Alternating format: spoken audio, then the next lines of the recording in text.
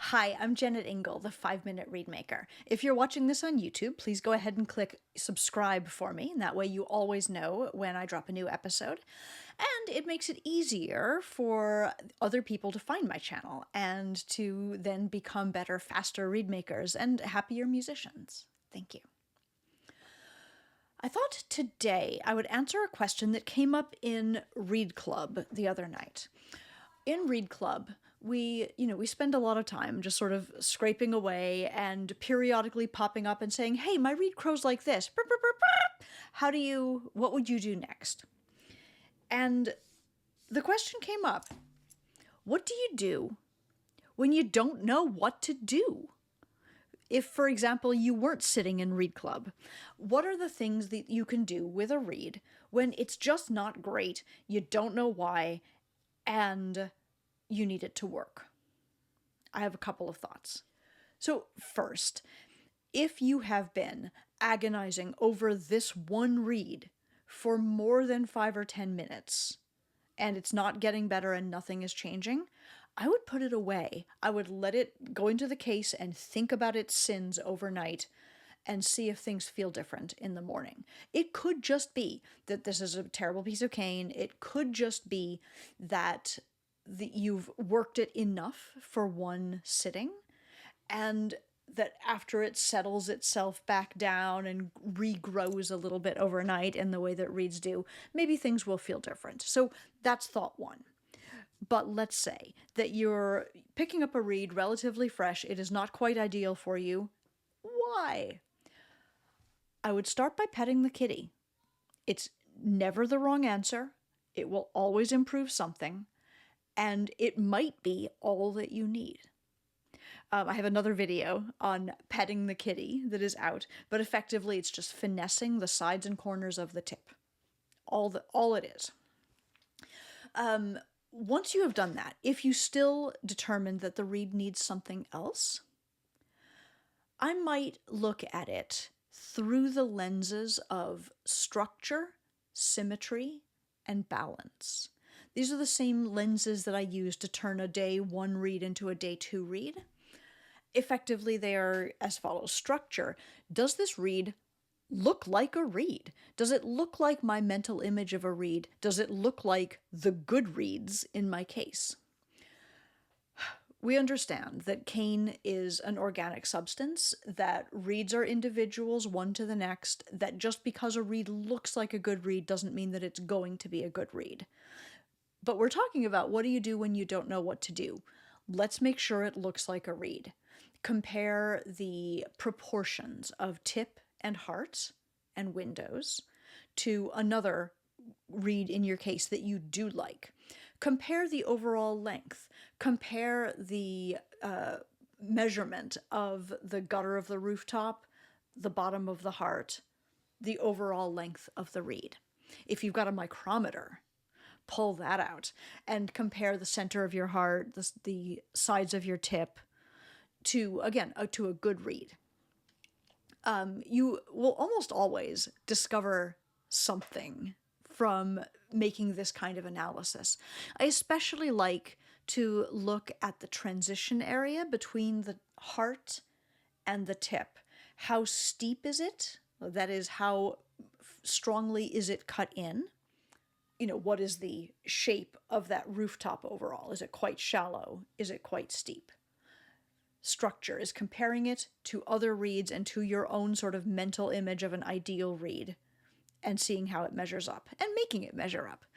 Symmetry, left to right, back to front. If you've got a micrometer, use it. If you've got a ruler, use it. If you just want to squint at it with a backlight, fine.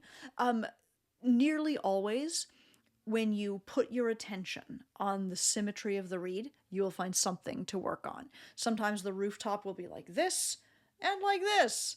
Sometimes you'll find that the left side and the right side of the tip are wildly different from each other in terms of their sort of internal structure and slope. Sometimes you'll find that on one blade, the heart is much thinner than the other. And then, you can decide whether having sufficient bulk in the heart is more important to you and you should just leave the thick sides thick, or whether looking for that symmetry is a better choice. And balance, of course, is about the crow, telling you how your initial beep, the amount of sound you can get using no air at all, just articulation, that tells you about the response, versus the crow that you get when you relinquish control and blow gently and add extra air. If all things being equal, I like the beep to be extremely easy in my mouth, and if it's not, I'll work on the tip to get it there. All things being equal, I want the crow to be nice, pure, clean octaves and to be approximately a C. I want it to be the case in my own reed making, you understand, that the high part of the crow comes very easily, and that as I increase the amount of air, I begin to get that lower octave. And the amount of effort it takes me to bring that lower octave in tells me a lot about the resistance overall of the reed. To generalize broadly, and I know I have multiple other videos on this, if my crow is low, below a C, if it's a B, if it's a B flat, I expect the reed to feel a little bit flabby overall, that the octaves, the upper left-hand notes on the oboe might not be very well in tune, that I might not have a lot of core in the sound. All things being equal, if I have a C sharp or higher crow, I expect the reed to feel a little bit shallow and like it's hard for me to reach down to the pitch floor, and like I don't have enough flexibility in the sound to be able to like change pitch. Even if my pitch is, right on the needle, I need more flexibility than that to play in the orchestra. So, and balance is something that you can address. To generalize, if you scrape in the tip or in the heart, the crow will go down. If you clip, the crow will come back up.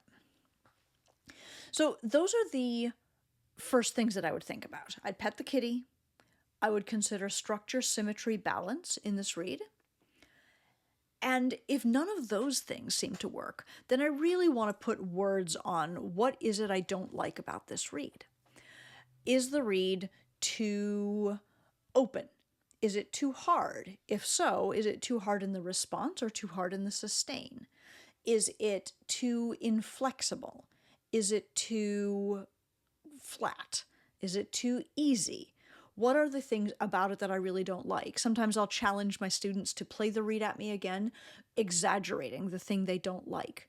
Because if you're a good player, you're accustomed to making up for the deficiencies in a reed all the time. And if you stop doing that and just let the reed be as ugly as it wants to be, that can tell you a lot about what needs to be worked on. And at that point, once you have really clearly defined the problem, you get to make a hypothesis. And this is the fun part, right? Even if you are a new reed maker, devising a hypothesis for how you want to fix it. This reed feels too hard in the response. I'm going to scrape in the tip. This reed feels too open and inflexible. I'm going to scrape in the windows. Those ideas may or may not prove to be correct. Those hypotheses may not work out, but at the end of your experiment, you'll either have a reed or you'll have data, and both things are wins here. I do have a resource, my reed structure checklist. It's been out for a little while, but if you don't have it already, I've got a link in the show notes for it. Show notes, the YouTube description. So you can click in and get that. It's basically 3 or 4 pages of, have you thought of this? Have you considered this? Why not take a look at this? Not necessarily a resource that will fix your reed right now, but a resource that will give you places to put your attention as you consider what to do next with this reed. I hope that this has been helpful. This has been a 5-minute Reedmaker lesson. You can follow these short videos here on YouTube. You can subscribe if you wish. And if you need to reach me to ask me a question that I could answer in a future 5-minute Reedmaker episode, to send me some reeds that I could look at in a reed repair shop video, To order Reeds or Cane or to order a copy of my book, The Happiest Musician, you can find me at jennetingle.com. Thank you so much for watching. Have a great day.